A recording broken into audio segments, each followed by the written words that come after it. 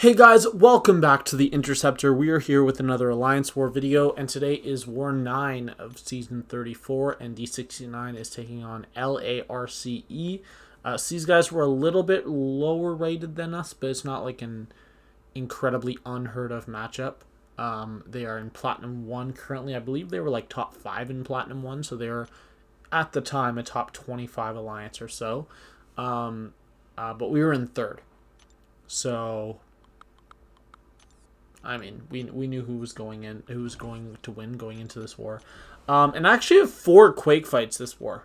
And I did not speed up any of them. So that's going to be fun. I'm probably just going to skip through them because they're all boring. But we have the team of Quake, Nebula, Moleman, a very weird team. But I actually do have a lot of fights. I have 7 fights. And I don't have any on the boss island. So, yeah. This is going to be Overseer on the first node. So this one does have, what's the node called where you take damage back when you crit? I forget what it's called. Anyways, it has that node. So basically what that means is Quake is the only champ that can do this fight. Technically Nebula can too, but it's just weird and like, why would you use Nebula?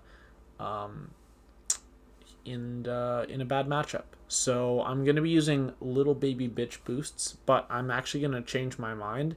And after my first 2 fights, I'm going to switch up to a 20% because I realized if I die in section 1 and I'm only using 10%, I get ridiculed. So didn't want that to happen. But I kind of realized it halfway into these fights, and I was like, yeah, don't really want to risk that, especially since one of the fights, the counter I'm using, is not the champion that was assigned, because the champion that was assigned, the fight got reassigned to me with Nebula, and I just wasn't too sure about it.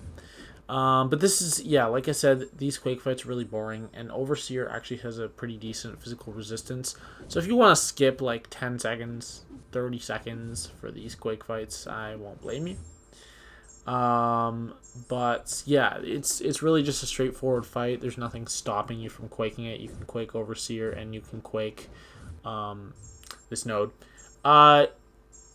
There is actually a way that you can end this fight with a full yellow bar, even using suicides, or at 100%. And that thing is that you hit him during concussion, push him to an L1, throw your own L1, bait out an L1, and then quake the rest of the fight, and you will actually gain health because he inflicts a debuff on you when you throw a special attack, as long as it isn't during a concussion. So that's what you're going to do if you really want to get more health out of there. But there's just not really a reason to do it, so I'm just going to heal Quake up and then go right in. I did have a regen boost on, but if you're using full suicides, a regen boost is not quite enough to keep you at full health. You're still going to lose some, but if you use half suicides, it is enough. But I just wanted to use full suicides, and it actually is going to make a difference. In my Nebula fights, if I'd used half suicides, my special 2 would not have killed. So yeah, this is another pretty boring Quake fight, although she does have both a lower health pool and a lower physical resistance, so it is actually faster. But I'm pretty sure this one is a perfect Quake fight. Other than that heavy attack, what I mean by perfect Quake fight is did not get hit in that fight. And yeah, 2 of my fights this war are quote unquote perfect in the only by saying that I didn't get hit in it. Only one of them was actually a perfect Quake fight. And yeah, just a lot of fun. I know you guys love watching Quake fights because they're just the most entertaining content in the world. But you know, I get assigned the champs I assign. I'm one of the best Quake players we have. So I get assigned Quake often. And I was actually told to Quake this kitty, or at least it was brought up that I would Quake kitty. And I was like, yeah, no, not gonna happen. So you'll notice right there is when I switch to a 20% boost. And here I'm going to throw in my advanced power boost just before I go into this Nimrod fight. And I kind of lost track of what I was saying. Oh, yeah. I knew that would be a really long fight to Quake that Kitty Pryde, especially with the aggression prowess. She would become stun immune and have the ability to phase much earlier than she should. But this is a pretty straightforward fight. This is going to be Nimrod on Power Snack, and Nimrod is a robot, and I'm using Nebula, and you know how that goes. Get to 20 of your shocks, and throw your L2. That's how that goes. So I only have to push to an L1 to get there. And while Nimrod does have the thing where when you go over a bar of power, he like prevents you from throwing it for a bit. But ability accuracy reduction actually shuts that down. And look at this. He dies from my first L2. And that is a R4 Nimrod. So just showing how insanely dominant Nebula is over over Nimrod. Just absolute destruction there. And then this is another fight with Nebula, and the strategy is almost identical, except that it's going to be a little bit harder here to get build my charges. So I'm really just focusing on getting to my L2. And then here, I noticed I have a chance to bait an L1, so I didn't block there after that was done. I did that on purpose. Not really to remove prowess or to bait out the special. The main reason is that I didn't want her throwing a special while I was dashing back, and at that point she would have had a lot more prowess because I was building my charges. So there I have my medium attack intentionally get evaded, and then I actually counter heavy with an L2 right before the shocks expire. And yeah, that one would have killed even with half suicides. But yeah, that L2 just absolutely melts Kitty. Kitty's just a bad defender, to be honest. And she has a tiny health pool. And this is our next fight, to be honest. I should have not used an invuln boost for this fight, but it's whatever.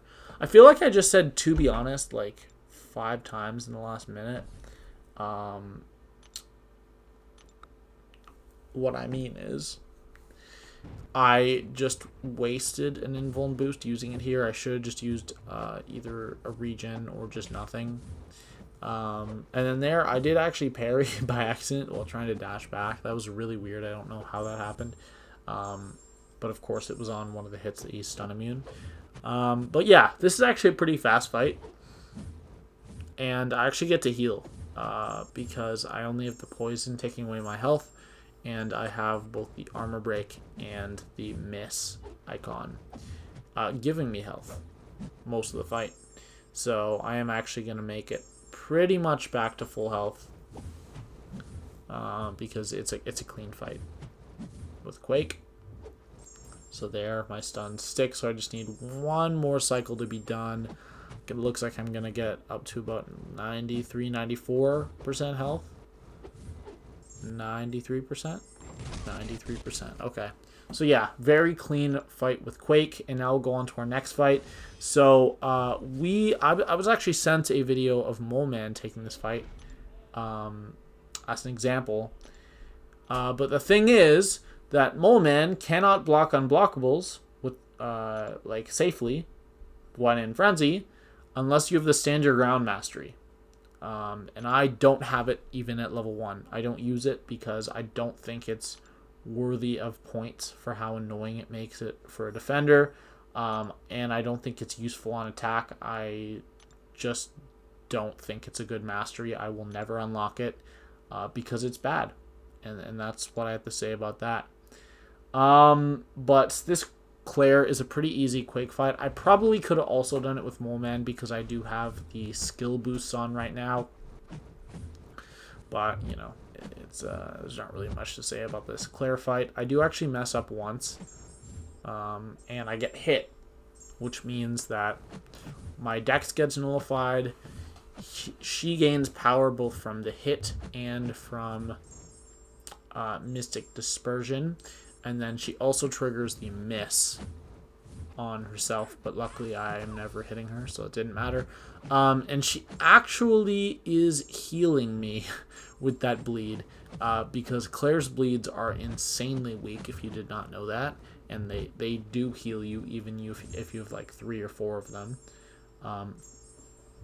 And the only 3 hits that she did were the 3 hits on my invuln boost, so I actually didn't take any damage.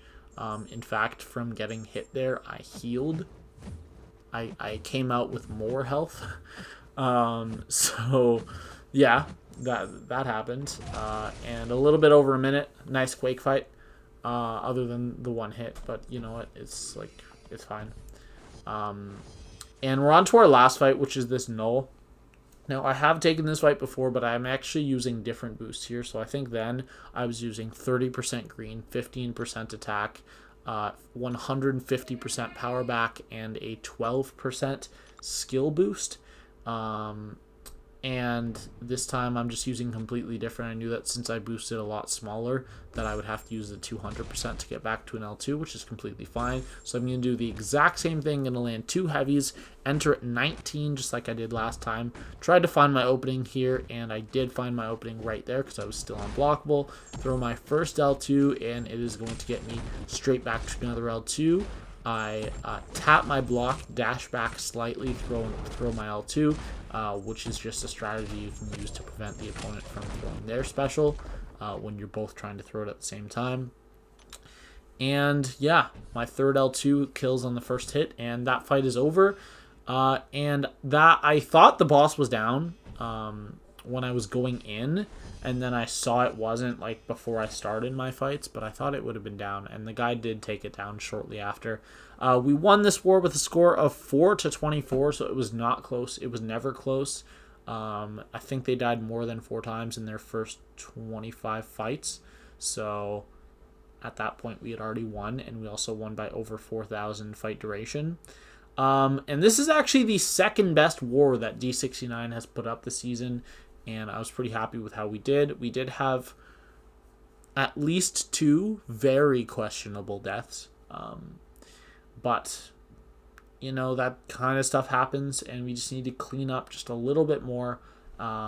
And if we can put up these numbers against the top guys, we'll prove that we belong in the top 3, because we've not yet had a chance to prove it. I know everyone's always talking about how we're just like gliding into the top 3 and we haven't had any hard matchups. Give us hard matchups. It's not our fault we aren't getting them. We want to prove ourselves. Give us GT40. There's nothing we can do.